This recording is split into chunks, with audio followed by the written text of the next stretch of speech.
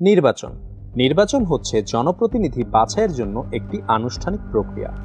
সভ্যতার ইতিহাসের প্রাচীনকাল থেকেই প্রাচীন গ্রিস ও প্রাচীন রোমে নির্বাচনের ব্যবহার হয়ে আসছে এবং গোটা মধ্যযুগ ধরে সকল রোমান সম্রাট এমনকি পোপের মতো শাসকদের বাছাই করতেও নির্বাচনের বহুল ব্যবহার হতো।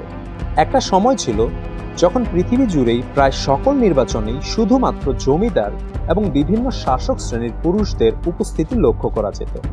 তবে অবশ্য বিংশ শতাব্দীর শুরুর দিকে পশ্চিম ইউরোপ এবং উত্তর আমেরিকার দেশগুলোর গণতান্ত্রিক নির্বাচনে পুরুষদের সর্বজনীনভাবে ভোটাধিকার চালু হয় এবং তখন এর পাশাপাশি মহিলাদের ভোটাধিকার দেওয়ার ব্যাপারেও সিদ্ধান্ত গ্রহণ করা হয়। নির্বাচন সাধারণত গণতান্ত্রিক শাসন ব্যবস্থায় মৌলিক অবদান রাখে। এছাড়াও নির্বাচন রাজনৈতিক সম্প্রদায়ের স্থিতিশীলতা এবং বৈধতাকে শক্তিশালী করে, কারণ আধুনিক গণতান্ত্রিক শাসন ব্যবস্থা মূলত রাজনৈতিক দলেরই শাসন। সাধারণত নির্বাচনের মাধ্যমে নির্ধারণ করা হয় একটি দেশের রাষ্ট্রপ্রধানকে। স্বাভাবিকভাবেই কোনো রাষ্ট্রপ্রধান দায়িত্বরত অবস্থায় তার নিজ দেশের সবচেয়ে ক্ষমতাধর ব্যক্তি হয়ে থাকে। একবিংশ শতাব্দীতে এসে এই মুহূর্তে যদি বিশ্বের সবচেয়ে ক্ষমতাধর ব্যক্তির প্রসঙ্গ উঠে আসে, তাহলে সবার আগেই উঠে আসবে মার্কিন যুক্তরাষ্ট্রের প্রেসিডেন্টের নাম। বৈশ্বিক ভূ রাজনীতি, যুদ্ধ, মহামারী এবং জলবায়ু পরিবর্তনের মতো আন্তর্জাতিক সংকট এই দেশের রাষ্ট্রপ্রধানের দ্বারা ব্যাপকভাবে প্রভাবিত হয়ে আসছে। যুক্তরাষ্ট্রের এই ক্ষমতাধর ব্যক্তিটি কে হবেন তা প্রতি 4 বছর পরপর নির্বাচনের মাধ্যমে নির্ধারণ করা হয়।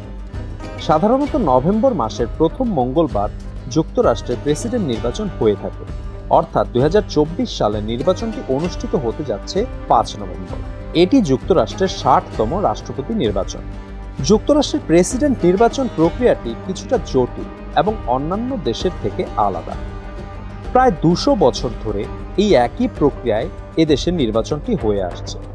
যুক্তরাষ্ট্রের প্রেসিডেন্ট প্রার্থী হওয়ার জন্য প্রথমত তাকে জন্মগতভাবে মার্কিন নাগরিক হতে হবে, বয়স হতে হবে 35 বছর বা তার ঊর্ধ্বে এবং অন্তত 14 বছর যুক্তরাষ্ট্রে বসবাস করতে হবে। এই 3টি মৌলিক শর্ত পূরণ সাপেক্ষে নির্বাচনের প্রার্থিতার জন্য আবেদন প্রক্রিয়া শুরু হয়। প্রেসিডেন্ট নির্বাচন প্রক্রিয়াটি মূলত শুরু হয় জানুয়ারি মাস থেকে অঙ্গরাজ্য ভিত্তিক বিভিন্ন প্রাইমারি এবং ককাস নির্বাচন প্রক্রিয়ার মধ্য দিয়ে। এদেশের রাজনৈতিক ব্যবস্থা মূলত প্রধান 2টি দলের মাধ্যমেই নিয়ন্ত্রিত হয়, অর্থাৎ রাষ্ট্রপতি এই 2টি দলের যে কোনো একটি থেকেই নির্বাচিত হন।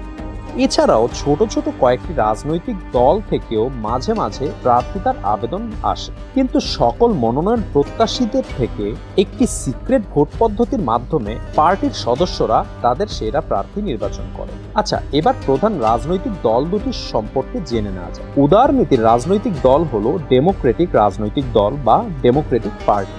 এবছর এই দলটির প্রার্থী হলেন দেশটির বর্তমান ভাইস প্রেসিডেন্ট কমলা হ্যারিস। তিনি মার্কিন যুক্তরাষ্ট্রের 49তম ভাইস প্রেসিডেন্ট। ডেমোক্রেটিক পার্টির নির্বাচনী প্রতীক হলো গাধা। অন্যদিকে হাতি নির্বাচন প্রতীকধারী অন্য আরেকটি প্রধান রাজনৈতিক দল রিপাবলিকান পার্টি। এরা মূলত রক্ষণশীল রাজনৈতিক দল। 5 নভেম্বর অনুষ্ঠেয় আসন্ন নির্বাচনে এই দলটি থেকে আনুষ্ঠানিকভাবে মনোনয়ন দেওয়া হয় দেশটির সাবেক এবং 45তম রাষ্ট্রপতি ডোনাল্ড ট্রাম্পকে। রিপাবলিকান পার্টি জিওপি বা গ্র্যান্ড ওল্ড পার্টি নামেও পরিচিত। এই পার্টির প্রতিষ্ঠাতা দেশটির 16তম রাষ্ট্রপতি আব্রাহাম লিঙ্কন। তিনিই ছিলেন প্রথম রিপাবলিকান রাষ্ট্রপতি। বিজয়ী নির্ধারণ। প্রচলিত নিয়ম অনুযায়ী কোন দেশের নির্বাচনে যে প্রার্থী জনগণের সবচেয়ে বেশি ভোট পান তিনিই ক্ষমতায় যাবেন, এটাই স্বাভাবিক। এখানে মার্কিন যুক্তরাষ্ট্রের চিত্রটি ভিন্ন, কেননা কখনো কখনো এই দেশটিতে সবচেয়ে বেশি ভোট পেয়েও হেরে যাওয়ার মতো ঘটনা ঘটেছে। সর্বশেষ এমনটি ঘটে 2016 সালে হিলারি ক্লিন্টনের ক্ষেত্রে, কারণ এখানে জনগণের ভোট প্রক্রিয়ার শেষেও প্রেসিডেন্ট হওয়া বা না হওয়ার ব্যাপারটি নির্ভর করে তিনি আসলে কতগুলো ইলেকটোরাল ভোট পেয়েছে। 2016 সালে ডোনাল্ড ট্রাম্প হিলারি ক্লিন্টনের চেয়ে প্রায় 30 লাখ কম ভোট পেয়েও ইলেকটোরাল ভোটে এগিয়ে থাকার কারণে চূড়ান্তভাবে বিজয়ী হয়ে ক্ষমতা লাভ করেন। একই রকমের ঘটনা ঘটে 2000 সালের নির্বাচনে। সেবার জর্জ ডব্লিউ বুশ ডেমোক্রেট প্রার্থী অ্যাল গোর চেয়ে প্রায় 5 লাখ কম ভোট পেয়েও আগেও প্রেসিডেন্ট নির্বাচিত হয়েছিলেন শুধুমাত্র ইলেকটোরাল ভোটে এগিয়ে থাকার কারণ। চলুন জেনে নেওয়া যাক কি এই ইলেকটোরাল ভোট।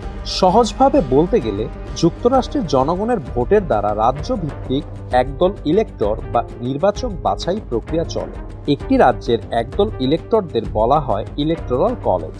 ইলেকটোরাল কলেজ কি? যুক্তরাষ্ট্রের 50টি অঙ্গরাজ্য এবং ওয়াশিংটন ডিসি বা ডিস্ট্রিক্ট অব কলম্বিয়া, এগুলোকে এক একটি ইলেকটোরাল কলেজ বলা হয়। অর্থাৎ মোট 51টি ইলেকটোরাল কলেজ রয়েছে। প্রতিটি ইলেকটোরাল কলেজে আবার ইলেক্টরদের সংখ্যা ভিন্ন ভিন্ন হয়ে থাকে। এটা নির্ভর করে ওই রাজ্যের জনসংখ্যা এবং দেশটির আইনসভা কংগ্রেসের প্রতিনিধির সংখ্যার উপর। 51টি ইলেকটোরাল কলেজে কংগ্রেসের উচ্চকক্ষ সিনেট এবং নিম্নকক্ষ প্রতিনিধি পরিষদ নিয়ে মোট ইলেকটোরাল কলেজের ভোট সংখ্যা 538টি। প্রেসিডেন্ট হিসাবে নির্বাচিত হতে গেলে ন্যূনতম 270টি ইলেকটোরাল ভোটের প্রয়োজন হয়। এই তো গেল নির্বাচনের ফলাফল নির্ধারণের প্রক্রিয়া। এবার জেনে নেওয়া যাক প্রয়োজনীয় কিছু তথ্য। মার্কিন যুক্তরাষ্ট্রের উচ্চকক্ষ এবং নিম্নকক্ষের নাম যথাক্রমে সিনেট এবং হাউস অফ রিপ্রেজেন্টেটিভস। যুক্তরাষ্ট্রের প্রেসিডেন্টের দাপ্তরিক বাসভবনের নাম হলো হোয়াইট হাউস এবং দাপ্তরিক কার্যালয়ের নাম হলো ওভাল অফিস। আরেকটি ব্যাপার হলো, এই দেশের একজন রাষ্ট্রপতি 2 মেয়াদের বেশি প্রেসিডেন্ট হতে পারবে না। একমাত্র ব্যক্তি হিসাবে ফ্র্যাঙ্কলিন রুজভেল্ট 12 বছর দেশটির প্রেসিডেন্ট হিসাবে ক্ষমতায় ছিলেন। ভিডিওটি ভালো লেগে থাকলে অবশ্যই লাইক এবং কমেন্ট করে আপনাদের মূল্যবান মতামত জানাতে ভুলবেন না।